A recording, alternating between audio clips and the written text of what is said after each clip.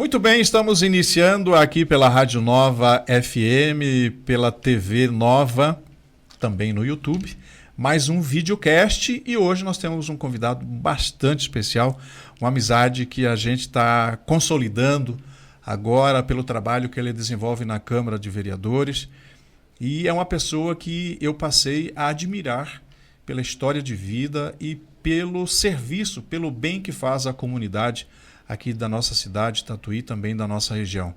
Estou recebendo aqui em nossos estúdios o vereador Vade Manuel. Tudo bem, Vade? Tudo bem, Ed. Um forte abraço para você também, para todos aqueles que estão acompanhando hoje o podcast. E eu, na verdade, aqui agradeço pelas suas palavras, fico muito lisonjeado por elas. Obrigado mesmo. Você é nativo, é tatuiano? Como eu sempre falo, tatuiano do pé vermelho, né? Porque Vermelho. quem é daqui de Tatuí fala vermelho. E só que antes de completar um ano eu mudei para São Paulo, porque foi uma época muito difícil da nossa vida. A mãe conta que o pai estava desempregado, passando por necessidade, teve que morar junto com a mãe dele.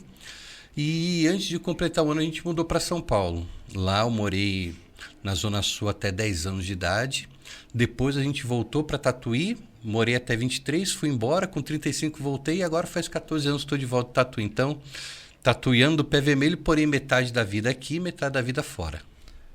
Casou aqui, casou lá? Não, casei aqui em Tatuí no ano de 1997. Aí depois de 3 anos de casamento, fomos a trabalho, 12 anos fora. Depois desses 12 anos a gente voltou para cá. Filhos? Uma decisão que a gente sempre teve desde quando iniciamos o nosso relacionamento foi de não ter filhos. Depois de um tempo de casado... Uma escolha, né? Isso, foi uma escolha tanto minha quanto dela também, a gente decidiu. Depois de um tempo eu fiz uma cirurgia para não ter filhos e ela, quando tinha 30 anos também, precisou fazer uma esterectomia total, porque tinha aquelas questões de cisto e tudo mais, e o médico que a gente tinha na época, muito bom ele, Dr. Guaraci, lá de São José do Rio Preto, ele orientou ela o seguinte: já que você não quer ter filhos, a melhor coisa que tem é fazer cirurgia agora, que você vai ter uma qualidade de vida. Dito e feito, que ela sempre fala, foi uma das melhores coisas que ela fez, foi essa cirurgia que parou com muito sofrimento. Mas você tem muitos filhos espalhados por aí, né? Do coração, né? Eu esses dias mesmo, tive até brincando com o Paulinho, né? Ele falou assim: eu vi a sua esposa passeando com o seu filho, que é o cachorrinho Mike José que a gente tem, né? Aí eu até perguntei para ele: qual filho? Ele: mas como assim? Não é só um? Eu falei: não, são vários, que a gente vai ao longo da nossa vida, por onde a gente passa, criando uma amizade e também fazendo muitos filhos, pessoas que nos amam demais. Verdade. Cara, uma vez você me falou que você passou por um momento bastante complicado, bastante difícil. Você pode falar sobre isso? É uma vida, Ed, que nem eu sempre digo, na própria palestra que eu dou, que a vida ela nunca sorriu para mim. Sempre foram muitas e muitas dificuldades e tudo que a gente foi conquistando e alcançando com muito suor, com muita determinação. Mas um dos momentos difíceis, assim, que a gente sempre procura falar muito e orientar as pessoas acerca disso, foi em 2016. No ano que eu sofri um acidente de trabalho, que eu estava pintando um sobrado e não tinha o menor conhecimento sobre segurança de trabalho, nem tampouco conhecimento das questões relacionadas à eletricidade. Mandaram eu pintar o sobrado, falei: pode deixar que é comigo mesmo. Subi depois do almoço, coloquei a barriga na pingadeira, metade do meu corpo ficou pro lado de fora do telhado, a outra metade do lado de dentro, o extensor de metal na mão. Não sei se na hora que eu baixei, eu levantei, eu só sei que de repente abriu o arco voltaico e ali eu levei uma descarga elétrica de 13.800 volts que entrou nos braços e saiu na barriga. E o choque geralmente ele é assim, onde ele entra queimando e ele tem que sair por algum lugar. Estourou no cotovelo, nas axilas e também na barriga. E ali eu fui socorrido, né? Fiquei um dia no hospital aqui em Tatuí e no dia seguinte, na quarta-feira, fui transferido para o Hospital Geral de São Mateus e lá foram 2 meses de internação sem poder sair do hospital para absolutamente nada.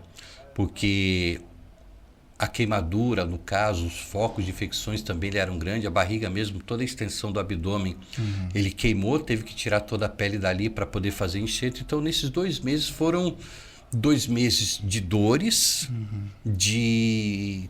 Uma angústia.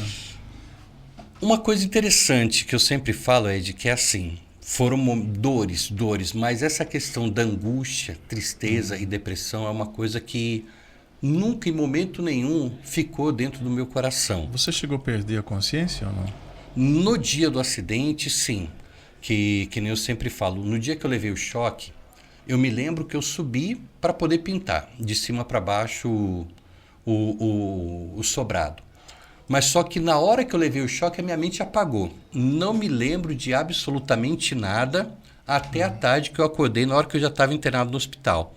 Mas tem pessoas que eles dizem para mim o seguinte: Vade, você ficou apagado, pendurado, que se tivesse caído era a altura de um poste. E ali eles foram, me puxaram pro lado de dentro do telhado, reanimaram. Na hora saiu sangue também da boca e tudo mais. E eles dizem que quando eu acordei de novo, só que são coisas que eu não me lembro, eu comecei a gritar de dores, porque, segundo eles falam, subia a fumaça, porque queimou a roupa que eu estava. O rosto também, ele queimou inteiro. O meu olho esquerdo mesmo, a visão central dele, ela é perfurada também por causa do choque. Então, naquele momento, eu não me lembro de nada. Certo. Você perdeu, com isso, os 2 braços? Não foi na hora.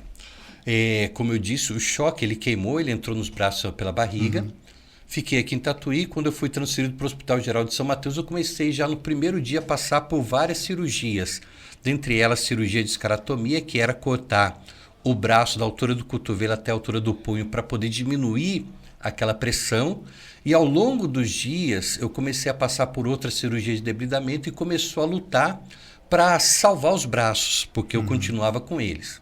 Só que depois de 10 dias de internação, como queimou veia, queimou osso, queimou pele, parou de ter a circulação de sangue e os braços eles começaram a apodrecer no meu corpo.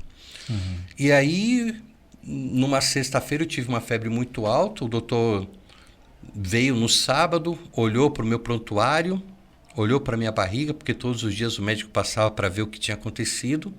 Ele saiu no corredor, chamou o enfermeiro André, conversaram, e aí ele veio com a notícia.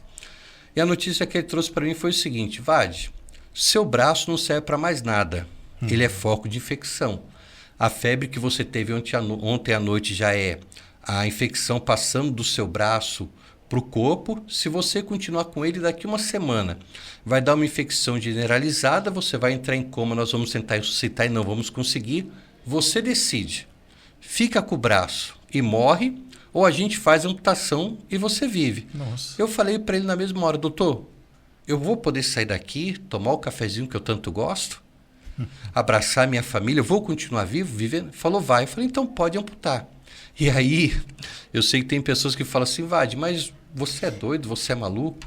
Eu sempre gosto de dar um exemplo, até que eu assisti um dia também num vídeo, de uma mulher que ela dá um exemplo, né? Que ela fala assim: olha, se eu chegasse agora com 10 mil reais aqui, quem gostaria de ganhar 10 mil?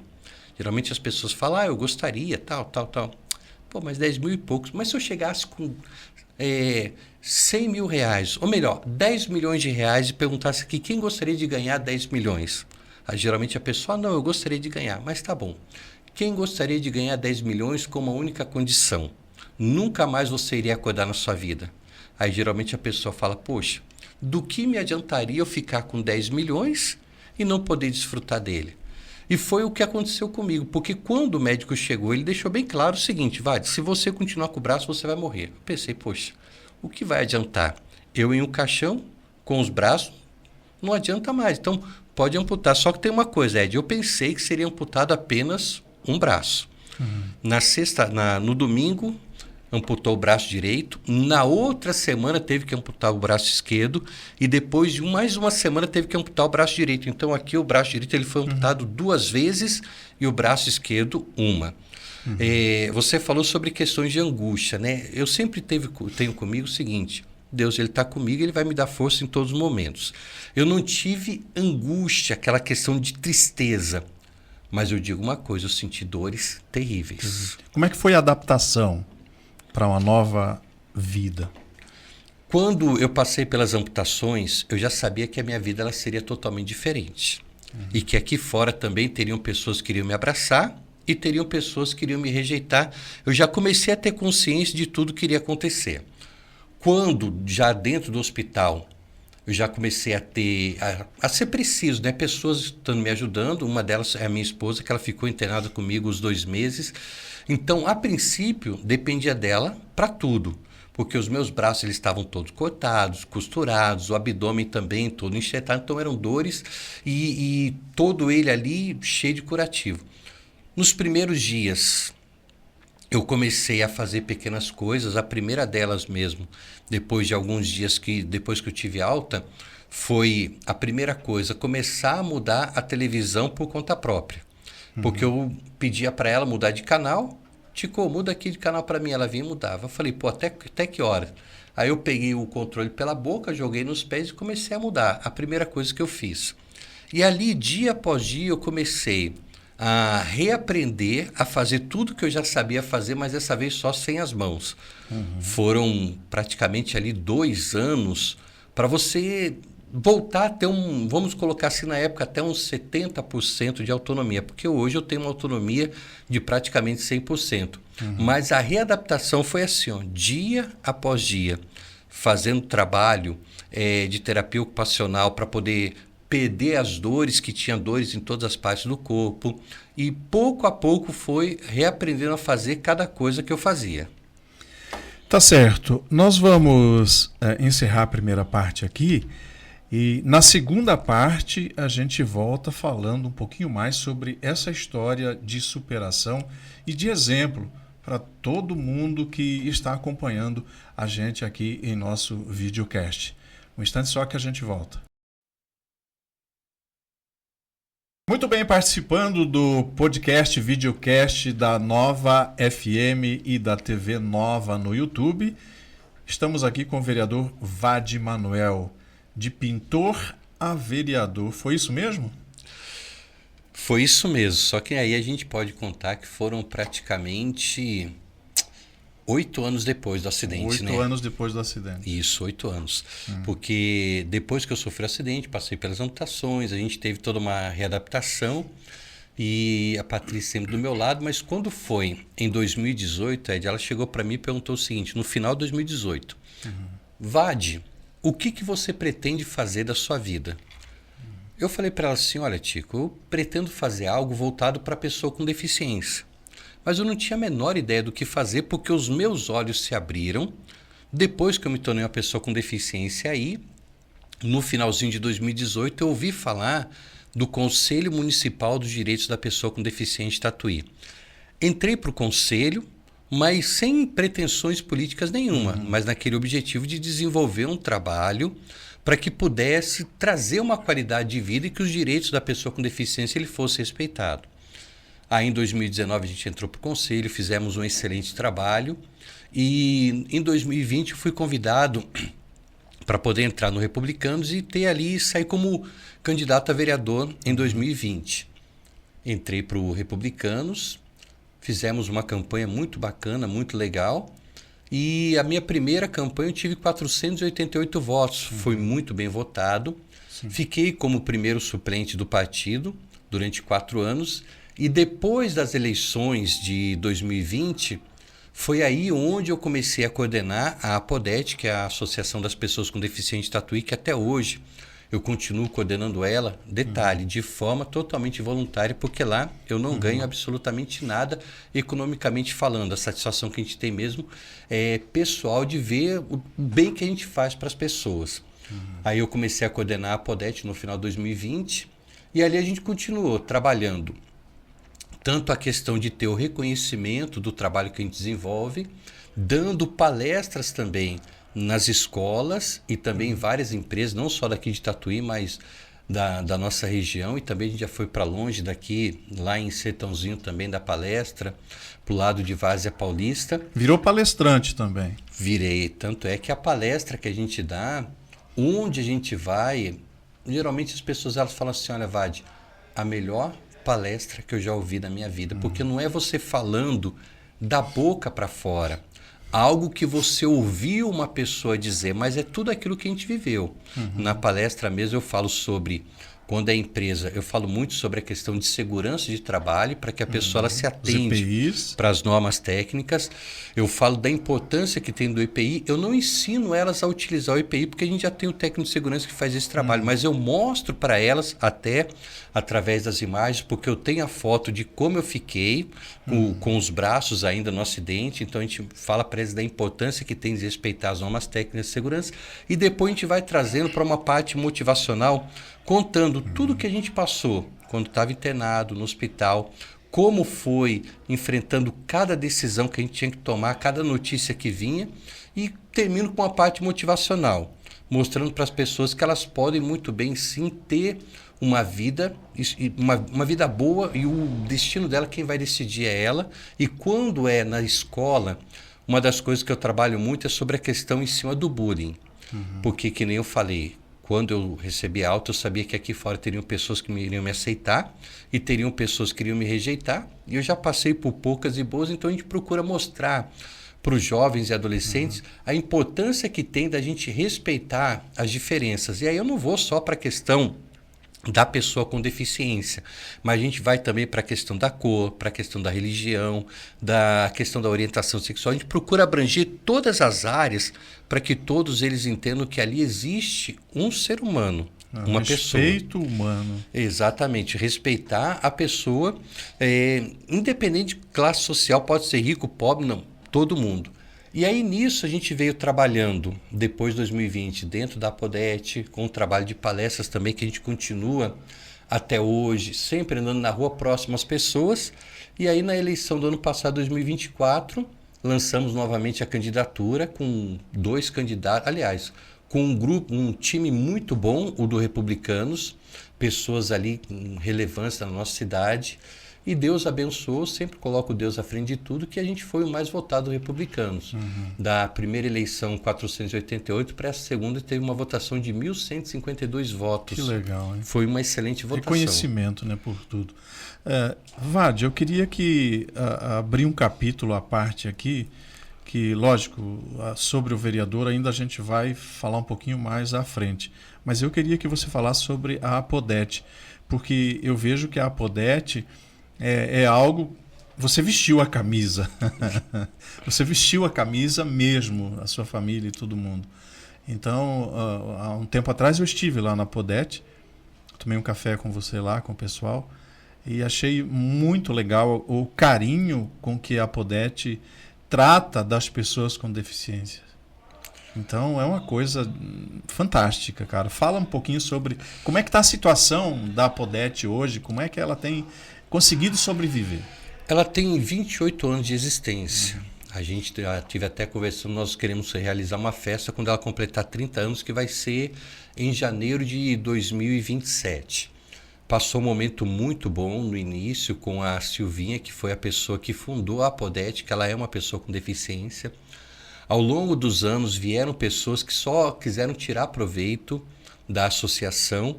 E em 2019, dentro do conselho, foi a primeira vez que eu ouvi falar da Apodete, porque as pessoas que eram assistidas de lá foram até o conselho para que a gente ajudasse na eleição do presidente, vice-presidente, tesoureiro e todo o conselho fiscal.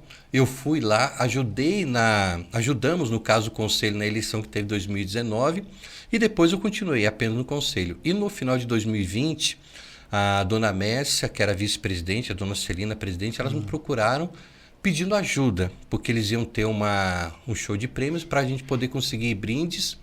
E eu perguntei para elas como que está a Apodete. Elas falaram, olha, Vade, se continuar do jeito que está, daqui a alguns meses a gente vai ter que fechar as portas. E foi aí que eu entrei para poder ajudar a coordenar. Momento muito difícil, um caixa praticamente zerado, sem atividades, pouquíssimas atividades, e ali a gente foi encarando dia após dia. Começamos a fazer reformas dentro dela, porque o prédio também ele é uma casa muito antiga, já centenária aqui na cidade, e ela estava mal cuidada, justamente pelas questões de recursos. Então a gente começou, reformamos primeiro a sala principal, e depois a gente foi ali mudando sala por sala, até que a gente chegou a pintar do lado de fora. E o que aconteceu? A gente começou também a buscar no meio da nossa sociedade pessoas que pudessem abraçar a Apodete. Como tinham destruído toda a imagem dela. Foi um trabalho de formiguinha para você mostrar para as pessoas o seguinte: agora é diferente, pessoal. A transparência de onde que o recurso e tudo mais. Depois, em 2021, eu convidei pessoas que faziam parte do CMAS para vir até a Podete. Eu lembro que até na época a gente fez uma camiseta escrito Apodete, abraça essa causa. E a notícia que eles deram foi o seguinte: olha, fecha porque aqui já não dá mais nada, já deu o que tinha que dar. Foram embora, conversei com a dona Mércia, a dona Celina, eu falei: olha, tanto tempo que a Podete está aqui, nunca dependeu do poder público para nada, então agora vamos aqui continuar trabalhando. Foi 2021, quando foi em 2023, passou 21, 22, em 2023 as mesmas pessoas que falaram fecha que não dá mais nada, eles viram todo o trabalho que a gente vinha realizando e eles mesmos chegaram e falaram: Vade, poxa, a gente está vendo o trabalho que vocês estão desenvolvendo, veio para poder contratar um assistente social e aí faz a inscrição para vocês conseguirem a inscrição. 2023 contratamos assistente social, fizemos a nossa inscrição, fomos aprovados, fizemos até uma festa lá na Apodete para poder receber o certificado. E em 2024 começamos a receber também recurso vindo do poder público através de um edital de chamamento. A gente faz um projeto, mostra para eles e, sendo aprovado, a gente começou a receber um recurso.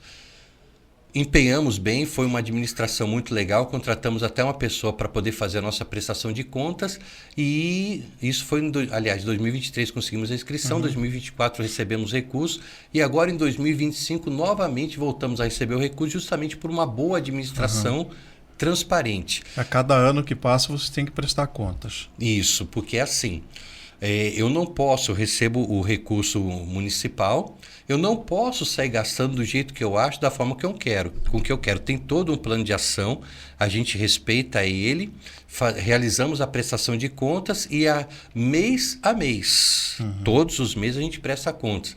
E aí depois você tem a prestação de contas, fechamento final, sendo aprovado, você está apto para no próximo ano participar novamente de um edital. E assim tem vindo e a gente tem conquistado. E esse ano aqui tem outras novidades que daqui a pouco eu falo um pouquinho mais. Você tem lá também um bazar, né? Isso, o nosso bazar eu até sempre digo que ele nos ajuda muito. Porque, que nem eu falei, o recurso que vem do poder público ele é destinado para poder fazer determinadas ações. E a gente precisa ter também um recurso próprio que ele nos dá liberdade para poder desenvolver outras coisas que a gente precisa. Porque, que nem um exemplo, de segunda a sexta nós temos atividades. Todos os dias a gente tem café da manhã, almoço e café da tarde. Então é um recurso que a gente utiliza do bazar para poder fazer isso. Outras coisas que a gente precisa fazer também, que nem agora a gente está lá para fazer uma nova reforma em um dos banheiros, que a gente vai trocar azulejo, levantar o vaso, trocar a pia, trocar a porta também, deixar ele em perfeitas condições. Então, para isso a gente precisa de recurso. De onde que vem? Vem do bazar, também vem de outras coisas, que nem a gente está fazendo mesmo, venda de pastéis, de bingos e tudo mais. Quantas pessoas hoje se utilizam da Apodete? Participam, melhor dizendo. Hoje nós temos em torno de 60 pessoas que são assistidos nas mais diversas atividades que a gente tem. Fora isso, a gente tem também na segunda-feira à noite um grupo de apoio de prevenção e pós-venção ao suicídio, que é o Yuri Avalone, que ajuda a coordenar esse trabalho, que em 3 anos, mais de 3 anos um pouco, já atendeu em torno de umas 200 pessoas dentro da associação, fora do trabalho da Apodete também. Então, a gente tem hoje outras atividades, então a gente tem pessoas com deficiência em torno de 60 pessoas. E a gente procura trabalhar muito ali a questão da inclusão, Ed, porque segregação, o que é? Você colocar pessoas com deficiência e deixar elas ali. E a gente procura trazer toda a sociedade para estar envolvida. Então, hoje nós temos oficinas de artes cênicas, canto e coral, libras, e também audiodescrição, que nós temos não só pessoas com deficiência, mas pessoas que não têm deficiência também que participam, e ali um acaba se inteirando com o outro, é um trabalho muito bacana. Muito legal isso, tudo que você falou, e eu me recordo quando a gente chegou aqui na cidade de Tatuí, e a gente passou em frente do prédio, e a minha filha se encantou com aquele prédio da Apodete, só que a gente não sabia que ali dentro funcionava uma instituição que tanto bem faz para a nossa cidade. a gente encerra a segunda parte e já já a gente volta. E agradecendo também o carinho que nós temos aqui da Refor Tintas, o mundo em cores. Faça seu orçamento pelo 15998592243. Já já a gente volta.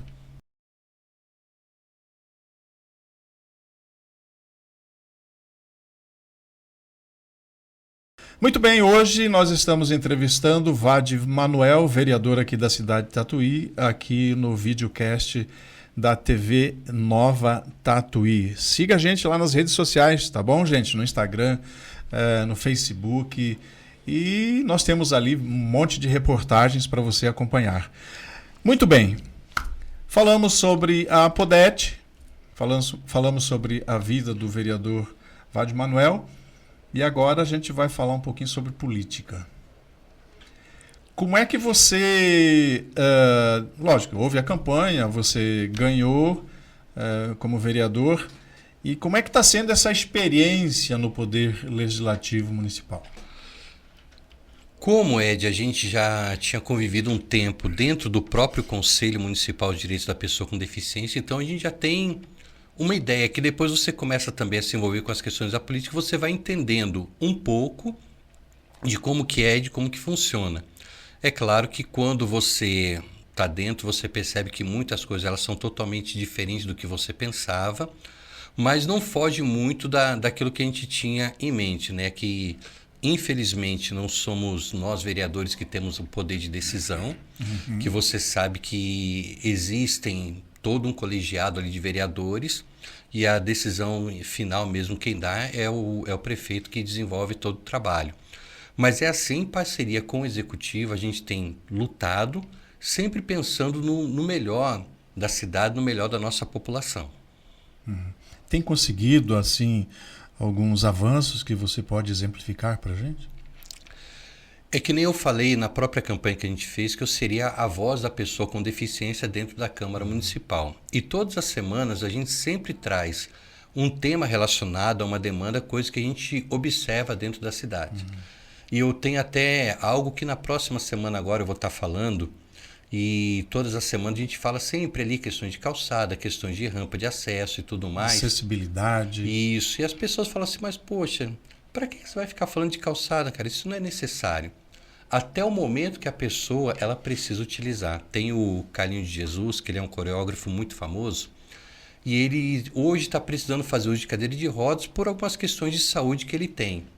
E ele fala que ele deu aula para muitas pessoas ali que faziam uso de cadeira de rodas, várias formações de dança, mas ele não tinha a menor ideia do que era uma pessoa precisar passar por essa situação.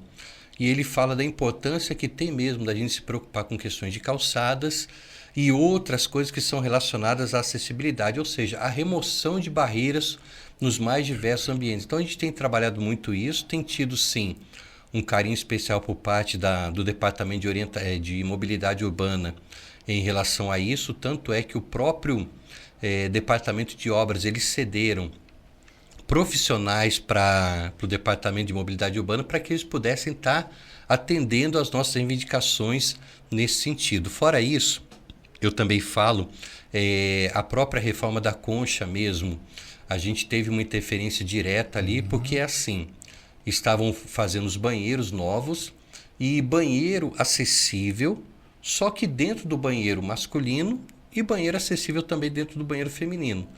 E eu sempre dou um exemplo de algo que aconteceu comigo, isso lá em 2017, que as minhas calças que eu usava, elas eram todas jeans, não tinham elastano. E para que eu pudesse ir ao banheiro, eu precisava da ajuda da minha esposa. Eu parei no Quinta do Marquês, quando eu estava indo para São Paulo, e eu falei, esse posto aqui ele vai ter toda a acessibilidade que eu preciso.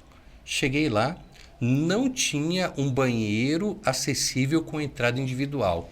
A minha esposa, eu conversei com o gerente, ela teve que entrar comigo para poder me auxiliar dentro do banheiro dos homens, e quando eu saio, tinha lá um outro rapaz urinando e a minha esposa junto comigo. Foi um momento muito constrangedor. E aqui eu conversei com o Nicolas na época, eu falei, olha, tem que se ter um banheiro acessível com entrada individual. Sim. E eu falei para ele o porquê. Ele falou, olha, Vade, eu não tinha pensado, não tinha visto isso. E aí eles fizeram tanto masculino quanto feminino lá na Concha. Esse banheiro é um avanço. Durante muitos anos também na própria Praça da Matriz, no Coreto, as pessoas tinham que ser carregadas para poder subir, quem faz uso de cadeira de rodas. Hoje a gente tem uma rampa que eu acredito que daqui a um tempo nós vamos conseguir melhorar. E a gente tem procurado levar para as pessoas essa visão do que é ser e do que a pessoa com deficiência ela precisa para ela poder ter qualidade de vida.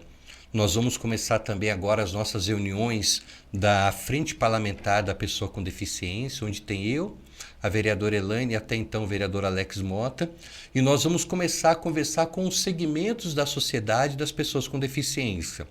Só que serão reuniões separadas. Um exemplo, quem faz uso de cadeira de rodas, quem tem a deficiência visual, auditiva, porque aí você consegue focar naquela necessidade. E também, conversando com o próprio vereador, o presidente da Câmara, o Renan Cortez, nós vamos realizar também resoluções para que possa a Câmara Municipal ela também ser 100% acessível com essas questões de banheiros e tudo mais, para que a gente possa cada dia receber mais e mais pessoas com deficiência dentro da Câmara Municipal. E até um detalhe importante que eu não posso deixar de destacar em hipótese alguma, que o próprio Adilson da Câmara, quando eu fui eleito como vereador, eles me chamaram para ver o seguinte: Vade, o que você precisa de acessibilidade para poder desenvolver o seu mandato? E eles abraçaram muito essa causa. Cara, eu vejo que a cidade está melhorando. Hoje as principais barreiras são para deficiente visual, cadeirante, e a gente vê que o prefeito está melhorando essa questão da acessibilidade, até porque existe uma lei, né, federal que exige que os municípios façam isso. O prefeito está indo bem? Ele é como eu sempre falo. Eu morei em Tatuí, voltei a morar de 10 anos até 23 anos, e a gente teve uma cidade que quando eu viajava para Itapetininga, Boituva, Tatuí estava lá na frente, Ed. Fui embora, fiquei 12 anos fora. Quando eu voltei para Tatuí, Tatuí tinha parado. As cidades vizinhas, elas tinham desenvolvido muito. Boituva e Itapetininga, elas estavam lá na frente. E eu falei, nossa, o que aconteceu?